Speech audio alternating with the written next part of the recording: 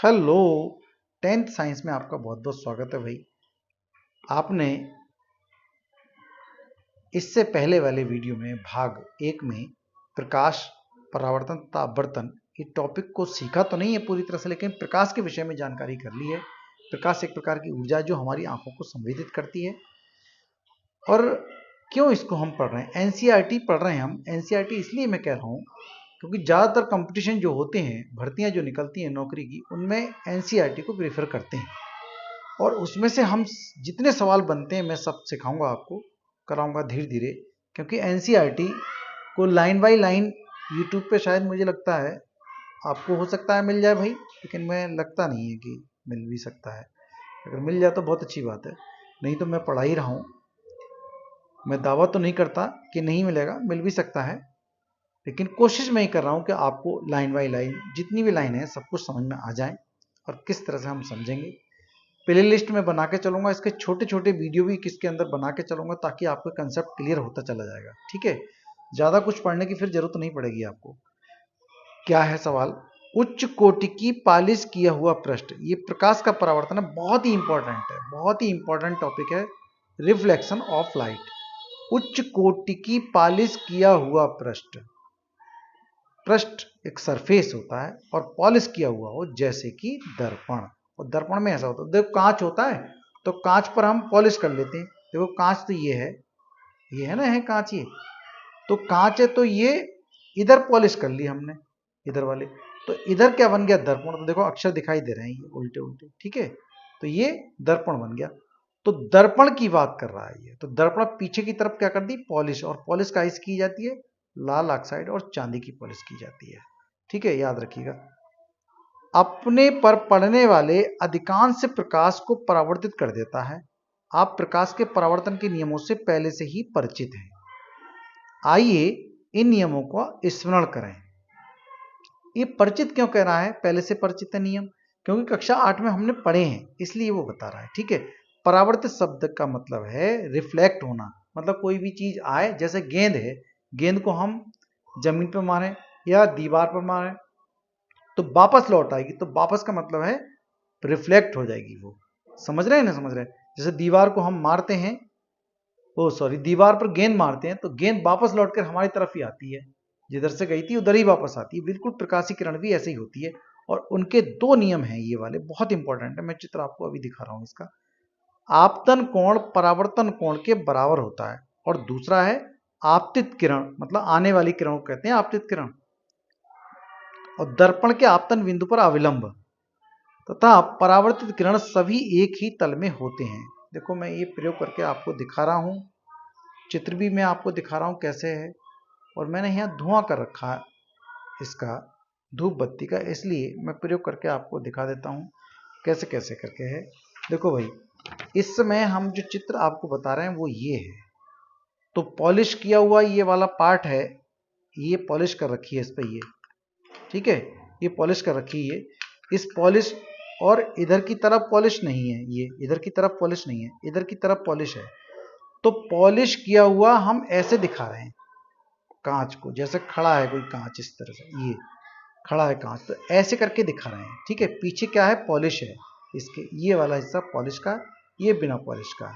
ठीक है, तो बिना पॉलिश की तरफ तो हमने रख लिया ये ऐसे करके, और पॉलिश की तरफ जो निशान लगे हुए हैं वो ये हैं, ये पॉलिश के निशान बता देते हैं। ठीक है, ये किरण आई, मतलब टॉर्च की रोशनी ये आई ऐसे करके, और दर्पण से टकरा गई, मिरर से, और वो वापस चलेगी। वापस जाने को कहते हैं परावर्तित होना, और आने वाले को कहते हैं आपतित किरण। ये निकल गई, और इस पर अविलंब, मतलब इस पर 90 अंश का कोण बनाएगा, ये यहां से लेके यहां तक 90 अंश का कोण बनेगा, तो इसको कह रहे हैं हम अविलंब। ठीक है, तो अब हम थोड़ा सा इस पे करके देखें कि ऐसा होता है।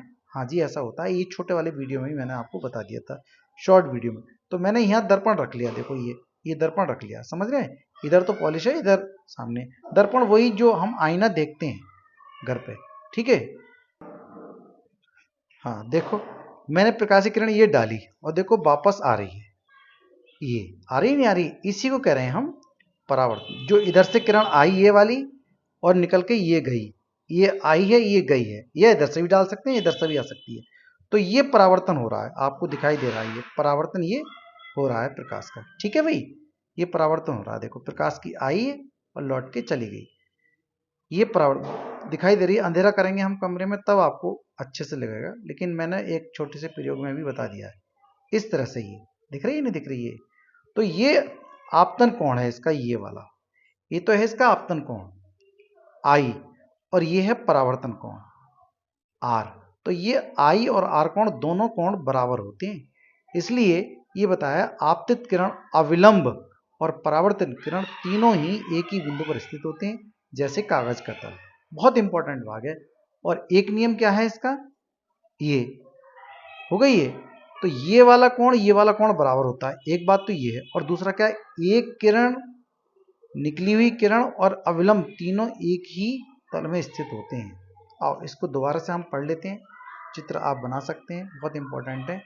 एक लिंक मैं वीडियो का दे दूंगा, उसमें पूरा नोट्स भी है और करके भी देख सकते हैं। ठीक है, आओ देखो पहले दोबारा समझ लेते हैं।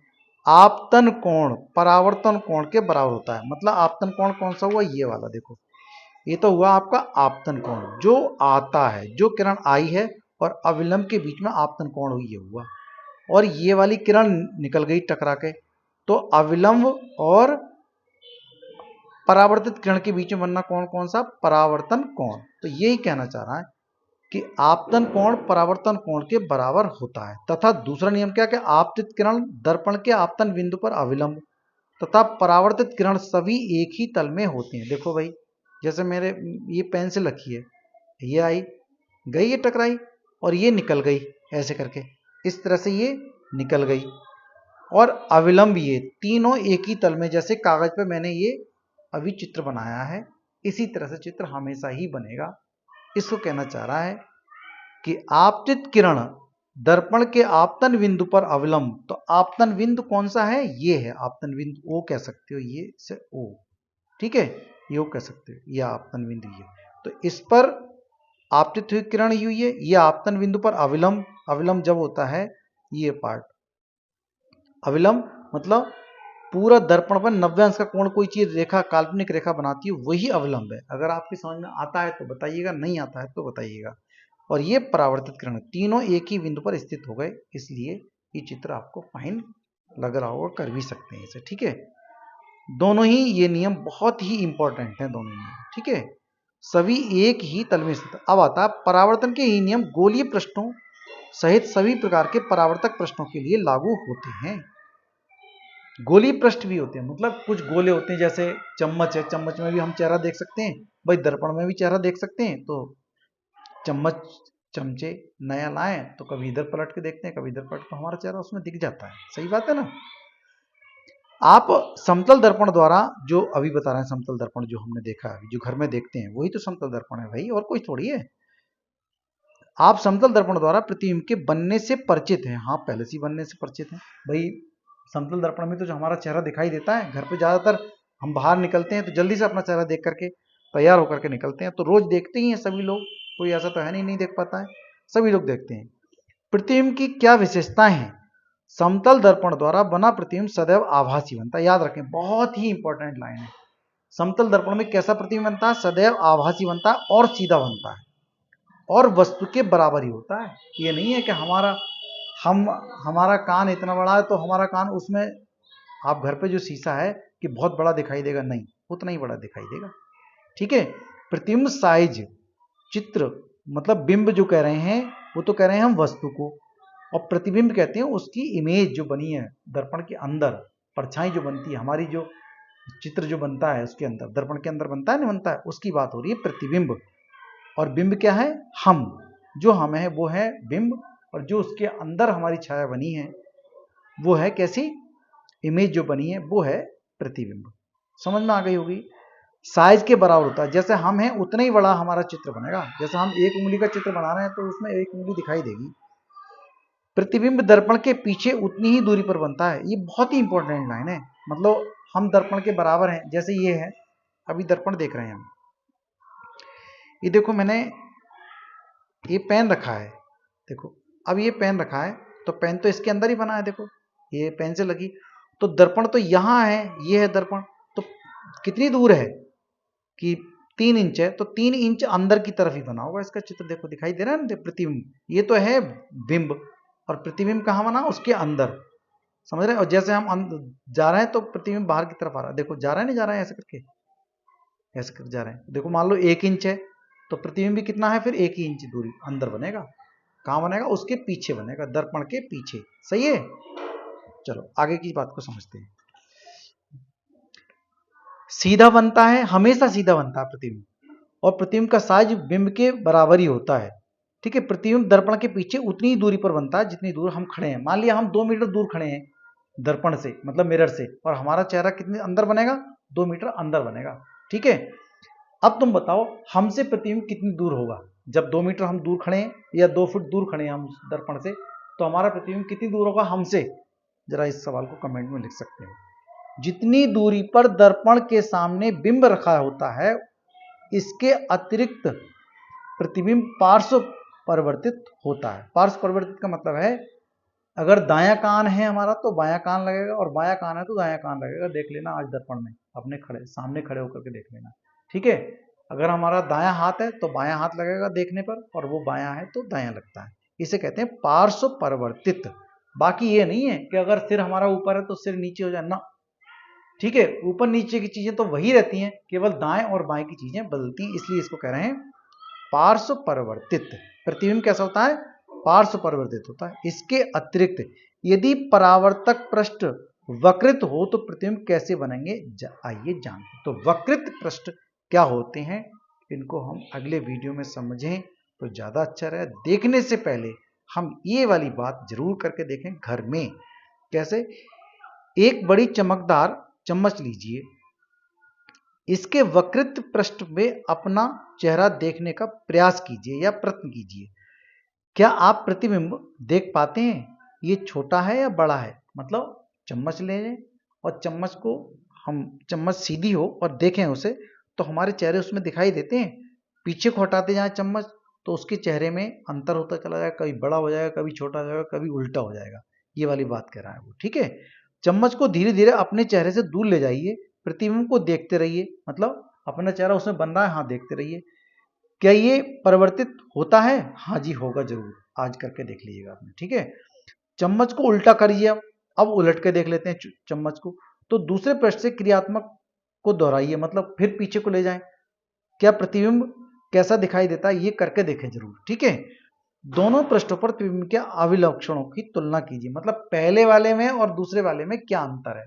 यही तो पढ़ाता है एनसीईआरटी, यही तो खास बात बताता है कि आप चम्मच लीजिए, चम्मच से करके देखें और दोनों पृष्ठों को करके देखें, तब मजे आएंगे। ठीक है, फिर क्या है, चमकदार चम्मच का वक्रित पृष्ठ एक वक्रित दर्पण की भांति माना जा सकता है। वक्रित का मतलब है गोल गोल, गोलीय।